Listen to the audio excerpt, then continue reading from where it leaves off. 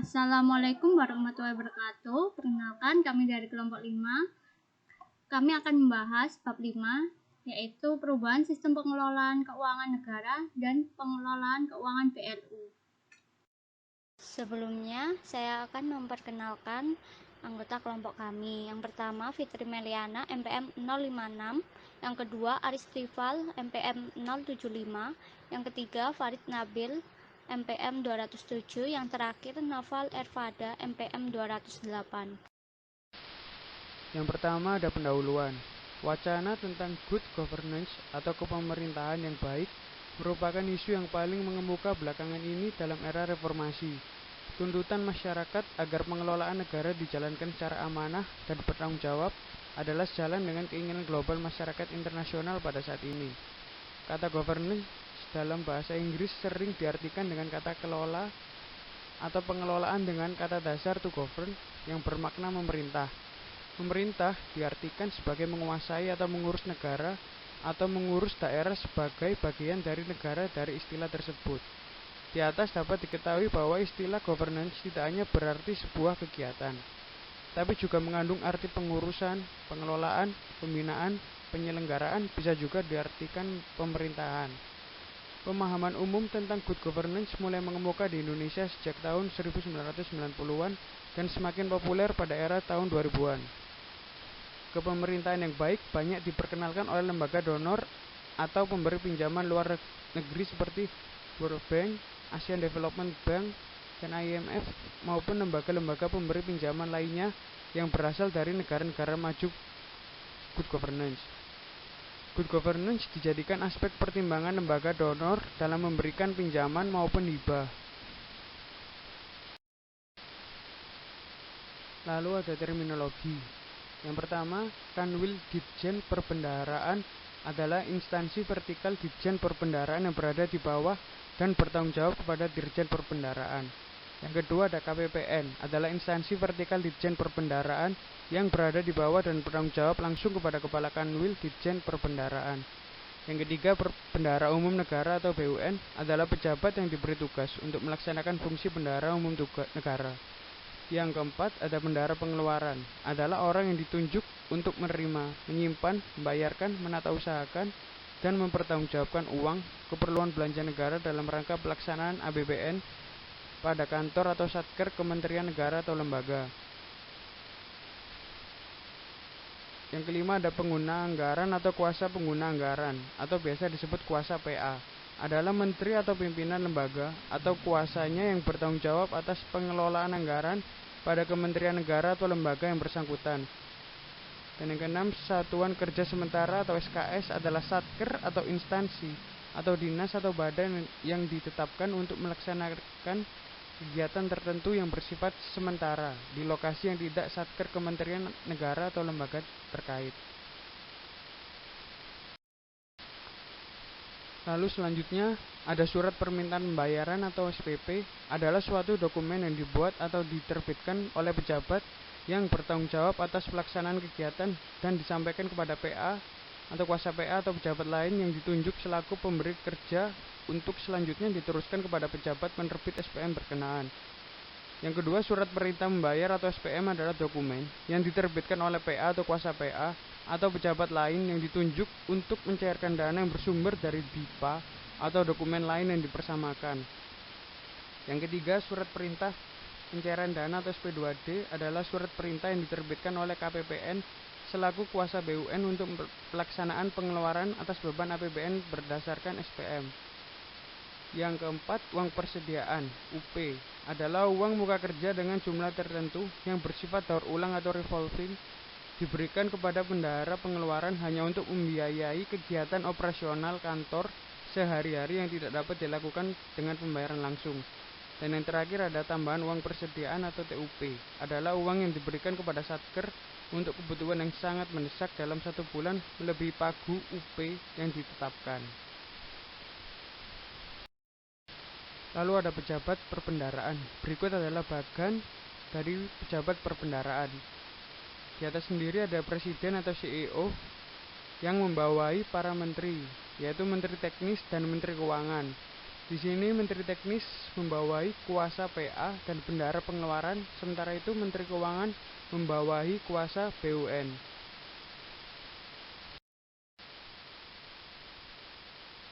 Gambaran yang diinginkan dengan diterapkannya good governance. Terciptanya sistem kelembagaan dan ketatalaksanaan pemerintahan yang bersih, efisien, efektif, transparan, profesional, dan akuntabel, antara lain ditunjukkan dengan adanya beberapa hal berikut. Yang pertama, lebih efektif, ramping, dan fleksibelnya sistem kelembagaan atau organisasi. Yang kedua, lebih baiknya kualitas tata laksana dan hubungan kerja antar lembaga di pusat dan antara pemerintah pusat, provinsi, dan kabupaten atau kota. Yang ketiga, lebih efektif dan efisiennya sistem administrasi pendukung dan kearsipan dapat dilakukannya upaya penyelamatan, pelestarian, dan pemeliharaan dokumen atau arsip negara. Dan yang terakhir, semakin baiknya hasil kerja organisasi atau institusi dan prestasi pegawai. Lalu selanjutnya ada tujuan pemisahan kewenangan. Yang pertama ada memberikan kejelasan dalam pembagian wewenang dan tanggung jawab.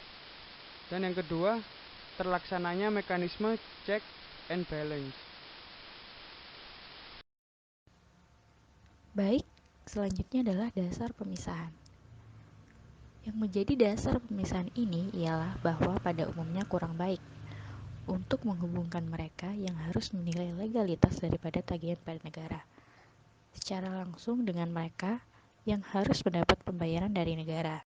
Yang demikian itu untuk mencegah bahwa mereka yang tersebut pertama itu pada penilaiannya itu menggunakan ukuran yang berlainan dan oleh karena itu menyalahgunakan posisi mereka untuk memperkaya diri sendiri, kebanyakan dengan merugikan negara.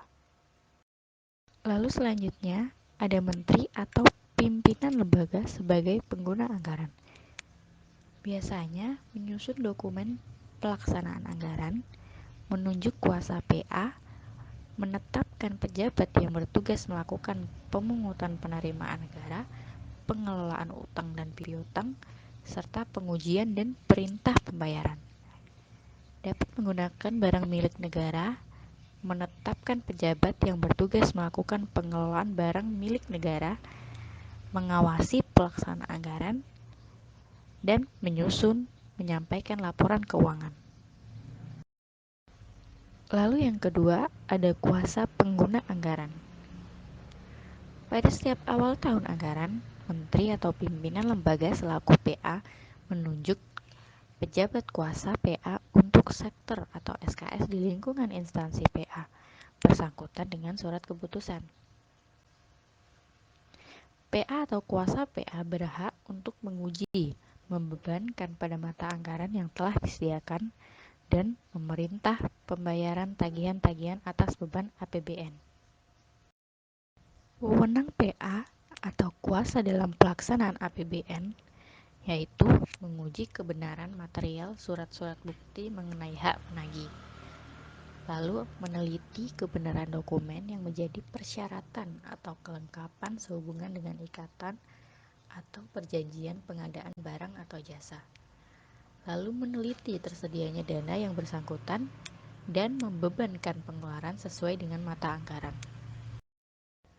Lalu yang ketiga, terdapat kuasa BUN atau Bendahara Umum Negara. Menteri Keuangan selaku BUN mengangkat kuasa BUN untuk melaksanakan tugas perbendaharaan dalam pelaksanaan anggaran dalam wilayah kerja yang ditetapkan.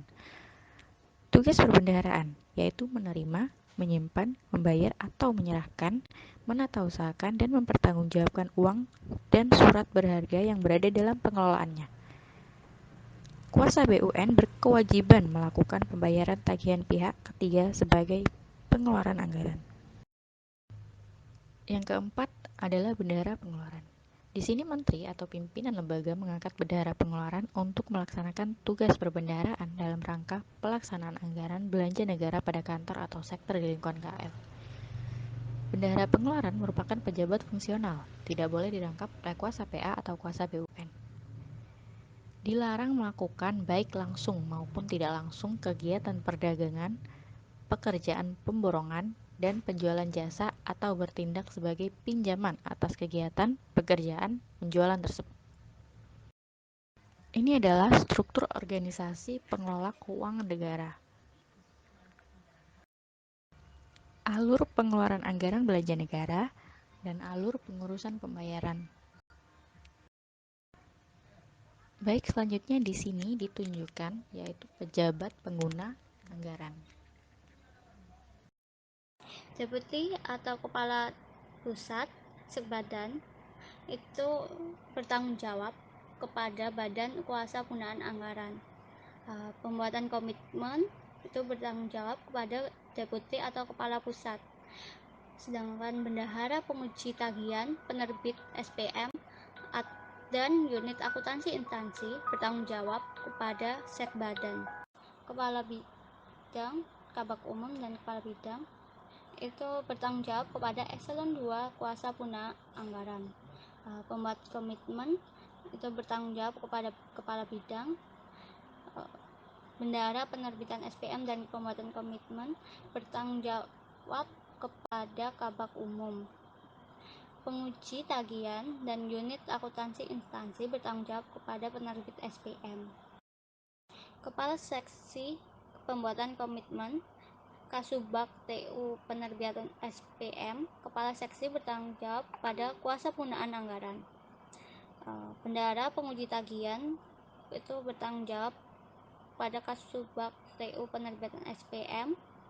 Dengan penguji tagihan unit akuntansi instansi bertanggung jawab pada penguji tagihan. Pengujian SPM oleh BUN atau kuasa BUN. Ada dua macam pengujian. Yang pertama, pengujian substantif. Yang kedua, pengujian formal. Pengujian substantif yang menguji kebenaran perhitungan tagihan yang tercantum dalam SPM. Yang kedua, menguji ketersediaan dana pada kegiatan atau subkegiatan atau MAK dalam DIPA. Yang ketiga, menguji SPTB terhadap kebenaran pelaksanaan pembayaran. Yang keempat, menguji faktur pajak beserta SSP. Pengujian formal itu mencocokkan tantangan pejabat penandatanganan SPM dengan spesimen tantangan. Yang kedua, memeriksa cara penulisan atau pengisian jumlah uang dalam angka dan huruf. Yang ketiga, memeriksa kebenaran dalam penulisan, termasuk tidak boleh cacat dalam penulisan. Dokumen pelaksanaan anggaran DIPA, yaitu daftar isian pelaksanaan anggaran atau DIPA adalah dokumen pelaksanaan anggaran yang disusun oleh kementerian atau lembaga dan disahkan oleh Dirjen Perbendaharaan atau Kepala Kanwil Ditjen Perbendaharaan atas nama Menteri Keuangan selaku BUN.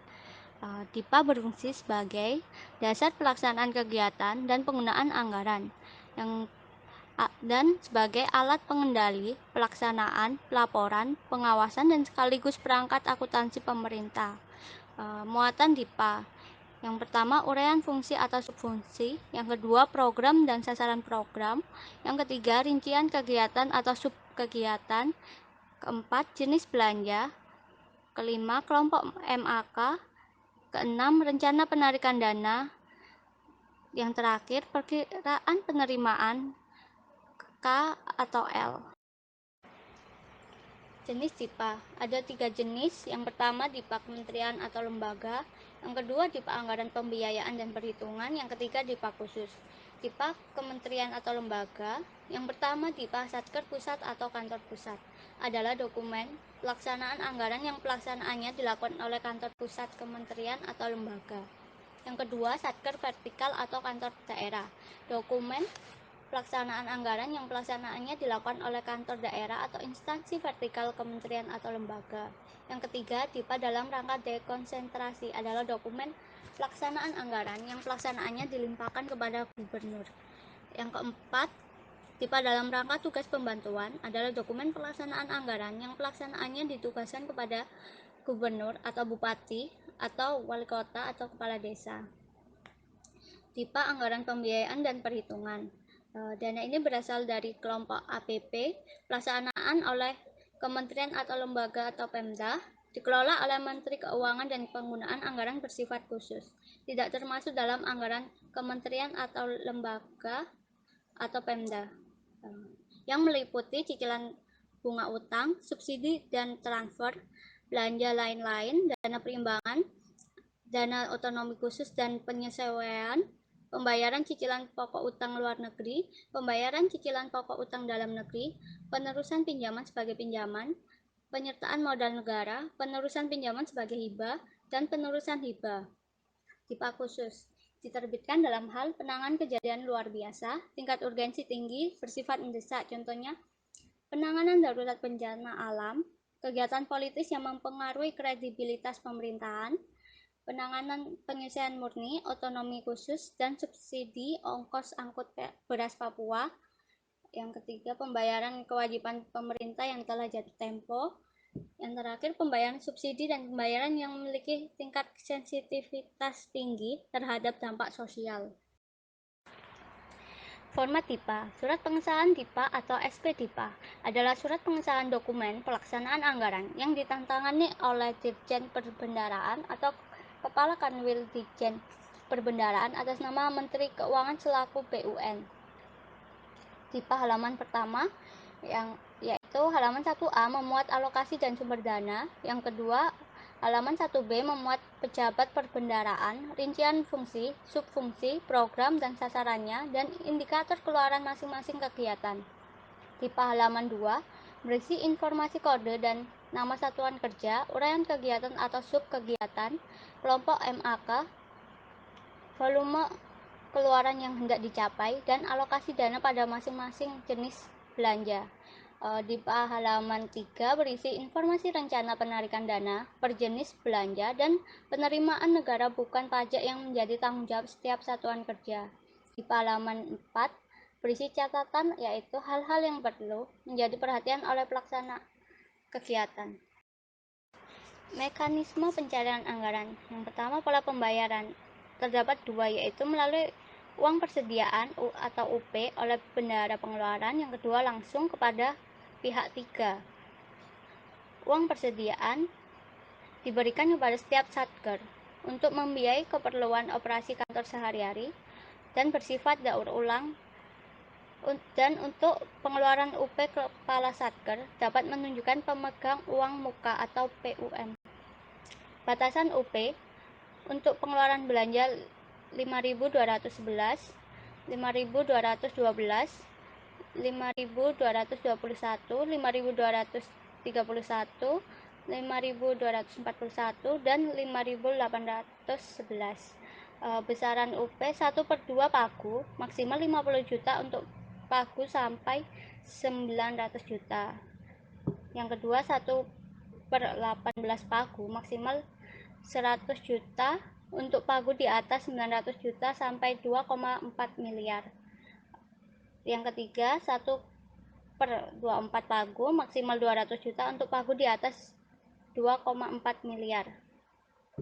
Pengisian atau penggantian UP telah dipergunakan sekurang-kurangnya 75%. Bendahara pengeluaran dapat membagi uang persediaan kepada beberapa PUM.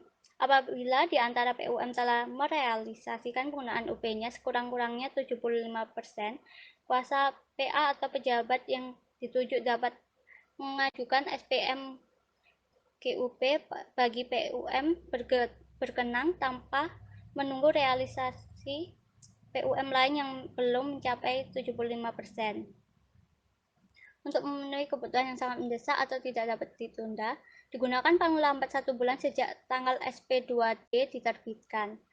Apabila tidak habis digunakan dalam 1 bulan, sisa dana harus disetorkan ke rekening kas negara. Bila ini tidak dipenuhi, maka tidak dapat diberikan TUP lagi. Pembayaran oleh bendahara pengeluaran kepada satu rekanan maksimal 10 juta rupiah kecuali honor. Selanjutnya, bagian alih proses pembayaran pada satuan kerja dapat dilihat di slide berikut ini. Berikutnya ada definisi dan gambaran umum Badan Layanan Umum atau BLU.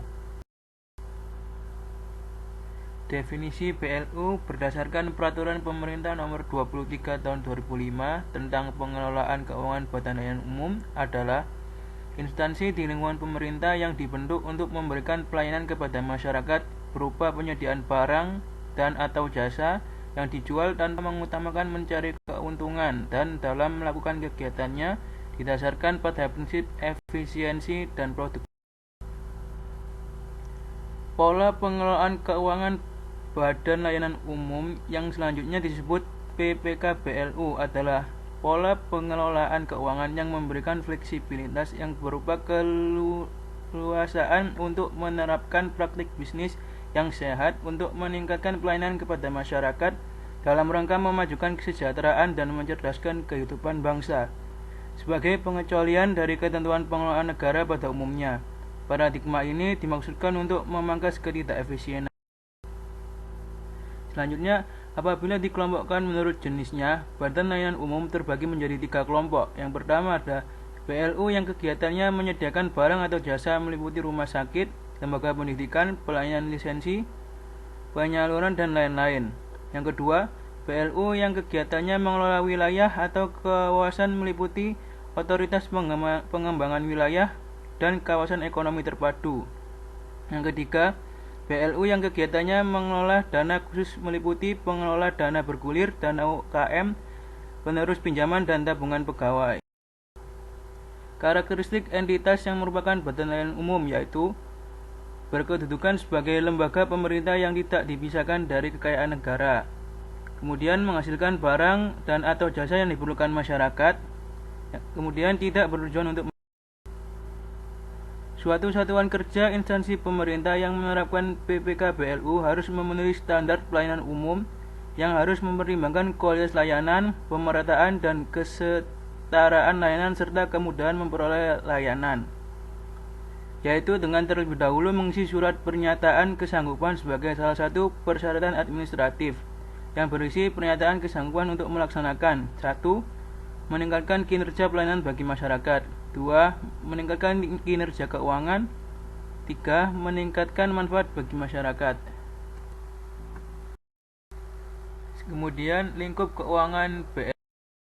Sehubungan dengan karakteristik yang spesifik tersebut, BLU dihadapkan pada peraturan yang spesifik pula, berbeda dengan entitas yang merupakan kekayaan negara yang dipisahkan, seperti BUMN atau BUMD. Perbedaan tersebut terletak pada hal-hal sebagai berikut. Yang pertama, BLU dibentuk untuk meningkatkan pelayanan kepada masyarakat dalam rangka memajukan kesejahteraan umum dan mencerdaskan kehidupan bangsa. Yang kedua, kekayaan BLU merupakan bagian dari kekayaan negara atau daerah yang tidak dipisahkan serta dikelola dan dimanfaatkan sepenuhnya untuk penyelenggarakan kegiatan BLU yang bersangkutan. 3. Pembinaan BLU instansi pemerintah pusat dilakukan oleh Menteri Keuangan dan pembinaan teknis dilakukan oleh menteri yang bertanggung jawab atas bidang pemerintahan. Kemudian ada Badan Pengawas BLU. Menurut Peraturan Menteri Keuangan Nomor 9 PMK 2/2006 tentang pembentukan Badan Pengawas pada Badan Layanan Umum, Dewan Pengawas BLU yang selanjutnya disebut Dewan Pengawas adalah organ BLU yang bertugas melakukan pengawasan terhadap pengurusan BLU. Pembentukan Dewan Pengawas hanya pada BLU yang memiliki realisasi nilai omset tahunan menurut LRA minimum 15 miliar, kemudian nilai aset menurut neraca minimum sebesar 75 miliar. Kemudian tugas Dewan Pengawas secara umum adalah melakukan pengawasan terhadap pengurusan BLU yang dilakukan oleh pejabat pengelola BLU sesuai dengan ketentuan perundang-undangan yang berlaku. Sedangkan tugas Dewan Pengawas di lingkungan pemerintah pusat adalah 1. Memberikan pendapat dan saran kepada menteri atau pimpinan lembaga dan menteri keuangan mengenai rencana bisnis dan anggaran yang diusulkan oleh pejabat pengelola BLU. Kedua, mengikuti perkembangan kegiatan BLU dan memberikan saran yang dianggap penting. Ketiga, melaporkan kepada menteri apabila terdapat penurunan kinerja. Sekian presentasi dari kelompok kami. Wassalamualaikum warahmatullahi wabarakatuh.